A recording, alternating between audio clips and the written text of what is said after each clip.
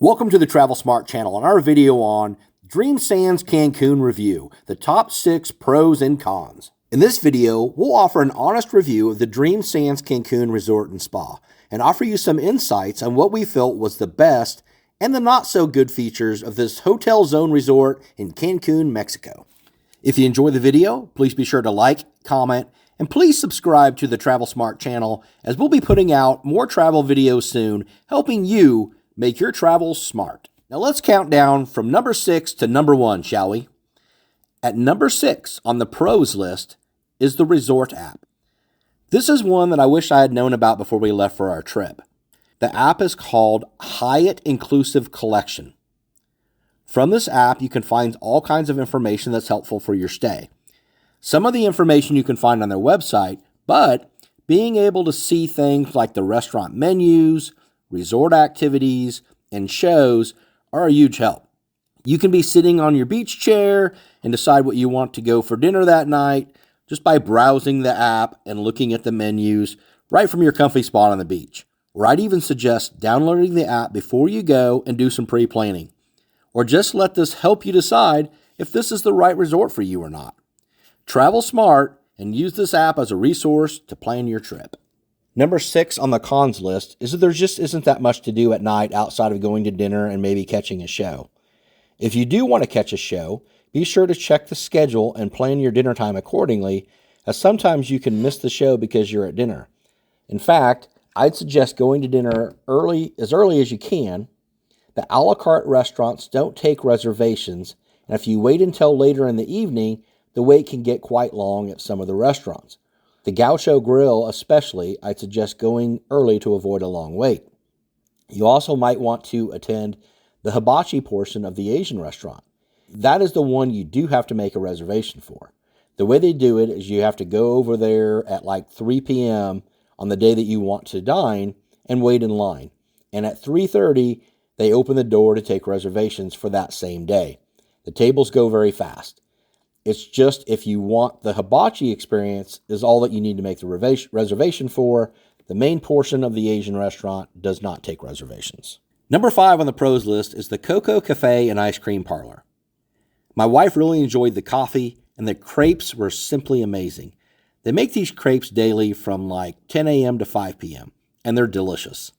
The ice cream was just okay for me, but others seemed to enjoy it. There are a bunch of other pastries and other items as well. Unlike some other resorts, the coffee shop is part of the all-inclusive. I'd highly recommend checking out the coffee shop on your stay. Number 5 on the cons list is just the poor condition of some of the details in the room. At least in our experience, the room was just okay. It's a very basic hotel room, which was fine. What was annoying was that the shower leaked out the bottom and got the bathroom floor all wet. And then, late in the week, we got a storm and the windows leaked as well. Water leaking in, getting some of our bags and personal items wet. In fairness, we didn't upgrade to one of the preferred club rooms, and our experience with the leaks might have been a one-off, but this was still an annoyance. The number 4 thing on the pros list was the breakfast buffet at the World Cafe. Breakfast was pretty legit on the buffet. They had a great omelet station. In fact, our first morning there, I think I might have had the best omelet I've ever had. They also have a crepe station making made-to-order crepes. You can get mimosas, screwdrivers with your breakfast. They have the other standard breakfast items like bacon, eggs, etc., but just a ton of other options to choose from. I was even able to make some tacos for breakfast one morning, and they were fantastic. Lunch at the World Cafe can be hit or miss. There were some days there were plenty of things I'd eat, other days where I'd struggle to find something, but breakfast was pretty legit. The number 4 thing on the cons list for us was that there's no ice machines in the hotel. You have to call room service to get a bucket of ice. Some people might like that, but I'd rather run down the hall and grab some ice rather than wait 20 to 30 minutes for someone to bring me a bucket of ice to my room. I enjoy making cocktails in my room, and I'm a big fan of ice in my drinks. Even just having a Coke Light, I want to have it on ice. Another thing on the room service is that in a non-preferred club room, they don't provide any spirits, just beer. Boo. I did have some that I brought with me, however, from home, and that was fine. I'd also bring some drinks or, some shots back from the bar downstairs to the room. that I can have in there to mix up a drink as well. Number 3 on the pros list is the a la carte restaurants. The food at the a la carte restaurants is pretty good. In fact, I'd say it's the best we've had at an all-inclusive before.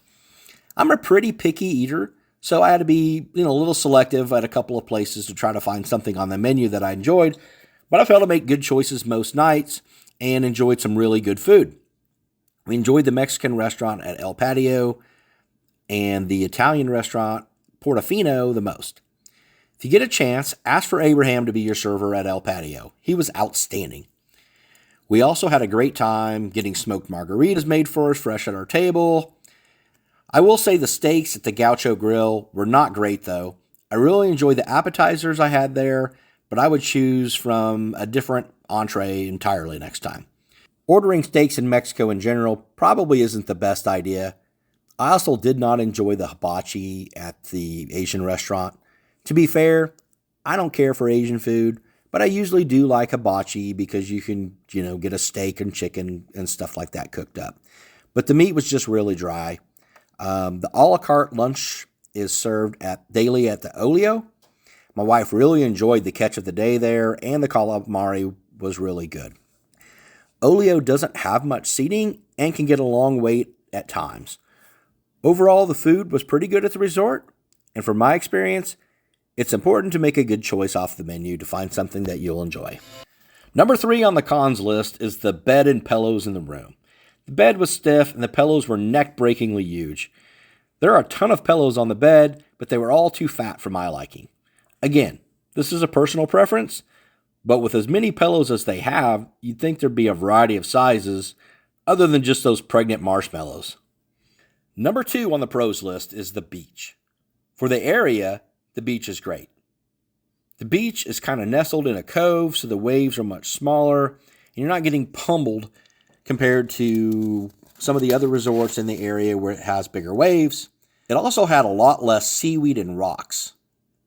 We love to walk the beach while on vacations, so we walk the beach in both directions, and we're happy with our beach compared to the others. The beach chairs were plentiful for the capacity of the hotel on our visit. I imagine at busier times of the year, they could be harder to come by. We are early risers anyway, so we were always able to grab a great spot. We even had a great concierge named Alex that offered to save our chairs for us each morning. Alex was great and very helpful. There's an area of the beach where there's a big tree near the water. That's where we enjoyed setting up, but a little bit closer to the water where you can get some sun. The geographic location of the resort provides a lot of shade, and there is ample shade available provided by the huts and umbrellas. In fact, the water in the swim-up bar was pretty cold most of the time, as it's very shaded over there. The beach in most places had soft sand with clear water. You can walk out quite a ways before it gets deep. It makes it nice for wading and enjoying the water. That, along with smaller waves, creates a safer environment for families. I mentioned that we like to take long walks down the beach. If you're facing the beach and walk to the right, you'll eventually find a lighthouse. That area is beautiful and worth the walk.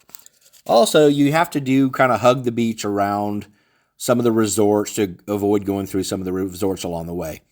I'd suggest you bring some water shoes or some sandals with you, however, as the area where the lighthouse is very rocky. The number 2 con is the Preferred Club.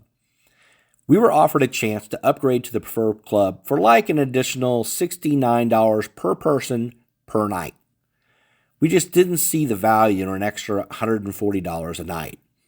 This is completely a personal preference. Some people may think it's worth the value. The Preferred Club section of the beach actually looked worse to me than where we were set up each day. The beach chairs in the Preferred section are stacked in like sardines, and they have umbrellas rather than the huts. The Preferred pool area did look really nice, and the upgrade to the premium liquors is likely where the best value is. But at many of the bars, we were able to get brand name liquors just by ordering them anyways. To me, it isn't worth the upgrade, and from the other videos I've seen of the Preferred rooms, I don't know if they look much different than the regular rooms.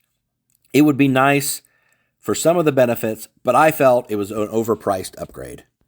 The number 1 pro at the Dream Sands Cancun has to be the service. We had excellent service almost everywhere we went on property. The lobby bar was excellent during the day, although I do have to say the evening crew at the lobby bar, when we were there, wasn't as friendly or provided anywhere near the level of service as the daytime crew.